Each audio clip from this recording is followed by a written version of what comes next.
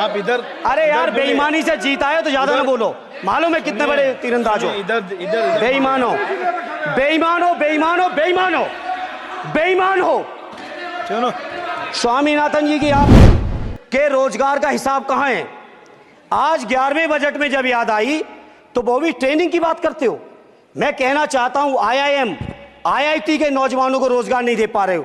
आप सोच रहे हो इंटर्नशिप के इस छोटे से सुगूफे से नौजवान खुश होंगे? देश के नौजवान खुश होने वाले नहीं है। कहना चाहता हूं चुनौती के साथ वित्त मंत्री अपने जवाब में बता दें, अनुसूचित जनजाति का एक भी व्यक्ति देश में अरबपति हो तो बता दो, एक भी अरबपति हो तो बता दो, एक भी दलित को अरबपति आपने बना दिया हो तो बता दो, एक भी पिछड़े को बना दिया हो तो बता दो। आप जवाब में दे देना, आप डेटा दे देना। आप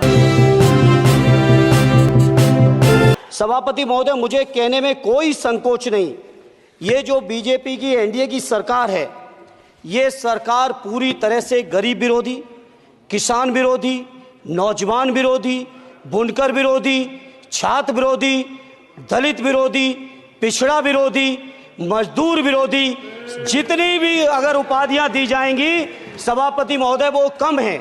और मैं कोई राजनीतिक भाषण नहीं दे रहा हूं, मैं उदाहरण सहित आपको जब नंबर आए तो बोल देना।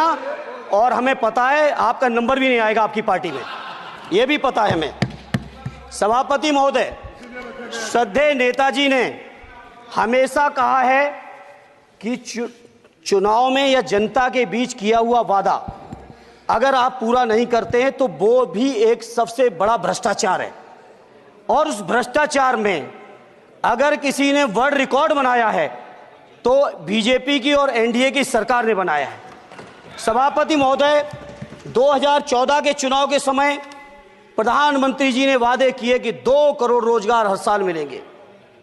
स्वामीनाथन जी जिनको भारत रत्न दिया है सरकार को मैं धन्यवाद देता हूं, लेकिन वो धन्यवाद अधूरा है जब तक उनकी सिफारिशों को नहीं मानते हो।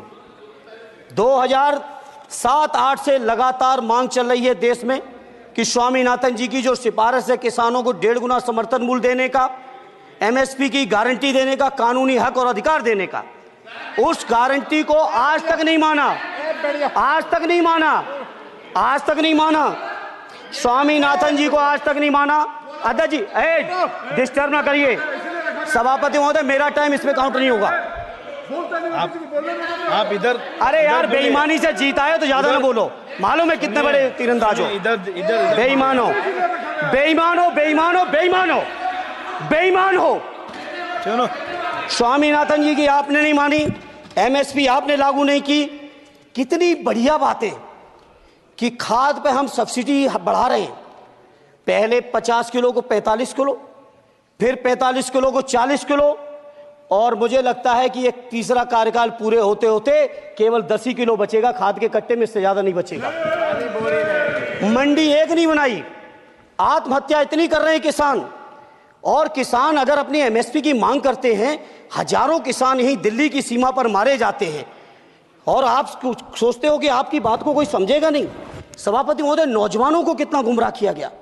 नौजवानों से कह दिया गया हर साल 2 करोड़ रोजगार। मैं आज सवाल पूछता हूं अपने नौजवानों की ओर से, बताएं भारतीय जनता पार्टी के लोग, सरकार में बैठे लोग, 10 साल आपने राज कर लिया है, आखिर 20 करोड़ नौजवानों को रोजगार कहां है? अरे छोड़िए यार, अबे कोई नोटिस नहीं लेता तुम्हें, छोड़ो छोड़ो, कोई नोटिस नहीं लेगा तुम्हें। 20 करोड़ नौजवान के रोजगार का हिसाब कहां है? आज 11वें बजट में जब याद आई तो वो भी ट्रेनिंग की बात करते हो। मैं कहना चाहता हूं IIM IIT के नौजवानों को रोजगार नहीं दे पा रहे हो। आप सोच रहे हो इंटर्नशिप के इस छोटे से सुगूफे से नौजवान खुश होंगे? देश के नौजवान खुश होने वाले नहीं है।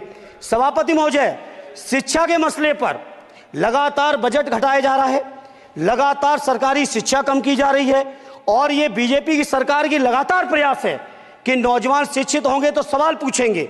देश की JNU से लेके BHU से लेके MU से लेके जितने बड़े संस्थान हैं, सारे संस्थानों को बर्बाद कर दिया है।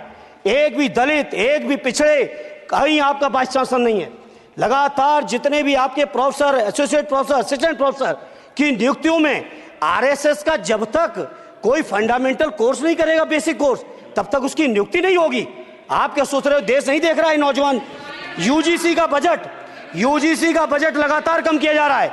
मेरा खुला आरोप है इस सरकार पर कि ये सरकार शिक्षा को प्राइवेट करके, शिक्षा को मुट्ठी भर उद्योगपतियों के हाथों में देके, शिक्षा को चुनिंदा लोगों के हाथ में देके, देश के 140 करोड़, जिसमें मैं समझता हूं 90% लोग गरीब हैं, उन गरीबों के हाथों से शिक्षा को छीनने का ये जो आपकी सरकार षड्यंत्र कर रही है, इसके लिए हम लोग इस मौके पे विरोध करते हैं। लगातार फीस बढ़ा रहे हैं, शिक्षकों की कमी है, रोजगार आप दे नहीं पा रहे हो, सामाजिक असमानता। सभापति महोदय, 2014 में जिस समय सरकार बनी थी एनडीए की, उस समय देश की जितने भी जो आर्थिक चीजें थी, जो वेल्थ थी, उसमें पिछड़ों की हैसियत 17%, और आज 10 साल की एनडीए की सरकार के बाद पिछड़ों की आर्थिक हैसियत हो गई है केवल 9%। मैं कहना चाहता हूं चुनौती के साथ, वित्त मंत्री अपने जवाब में बता दें, अनुसूचित जनजाति का एक भी व्यक्ति देश में अरबपति हो तो बता दूं, एक भी अरबपति हो तो बता दूं, एक भी दलित को अरबपति आपने बना दिया हो तो बता दो, एक भी पिछड़े को बना दिया हो तो बता दो। आप जवाब में दे देना, आप डेटा दे देना, आप डेटा दे देना, हमारी दबाव नहीं रुकेगी। सभापति महोदय, जब बीजेपी की सरकार, जब बीजेपी के लोग विपक्ष में रहे तो ओपीएस की बातें किए। 10 साल से आप सत्ता चढ़ा रहे हो, 11वां बजट पेश कर रहे हो, पूरा देश आज ओपीएस के लिए सरकारी कर्मचारी परेशान है, कहीं ओपीएस की चर्चा नहीं है, पुरानी पेंशन की कोई चर्चा नहीं है। सभापति महोदय, पुरानी पेंशन तो पुरानी पेंशन, हम मांग करते हैं, बहुत बड़े राष्ट्रभक्त आप बनते हो, मैं मांग करता हूं देश के पैरामिलिट्री फोर्सेस को आप पुरानी पेंशन दीजिए। मैं मांग करता हूं, आप राष्ट्रभक्त हैं ना, सीमा पे जो सुरक्षा कर रहे हैं, जो शहादत झेल रहे हैं, मेरी मांग है कि आप उनकी ओपीएस दीजिए। वो आप ओपीएस नहीं दे पाओगे। इसी तरह से सभापति महोदय, देश के अंदर बहुत से ऐसे संविदा कर्मचारी, एक से एक बढ़िया फार्मूला, अब कानूनन मंडल आयोग लागू हो गया तो कैसे पिछड़े और दलितों को रोकें? तो संविदा कर्मी की प्राइवेट कंपनी, प्राइवेट आपने आउटसोर्सिंग कर दी। आउटसोर्सिंग के कारण से देश के सारे दलित, सारे पिछड़े, सारे आदिवासी आपकी सेवाओं से बाहर हो गए, उनके पास कोई कानूनी हक नहीं। तो ये जो आरक्षण को खत्म करने के तरह तरह के जो आप लोग षड्यंत्र अपना रहे हो, इस षड्यंत्रों को देश का जनमानस पूरी तरह से जान भी चुका है, पहचान भी चुका है, और इसीलिए उत्तर प्रदेश से तो आपको कर ही दिया है बाहर, देश से भी बाहर जल्दी करेंगे और हमारे साथी मिलकर दूसरे प्रांतों से भी बाहर करेंगे।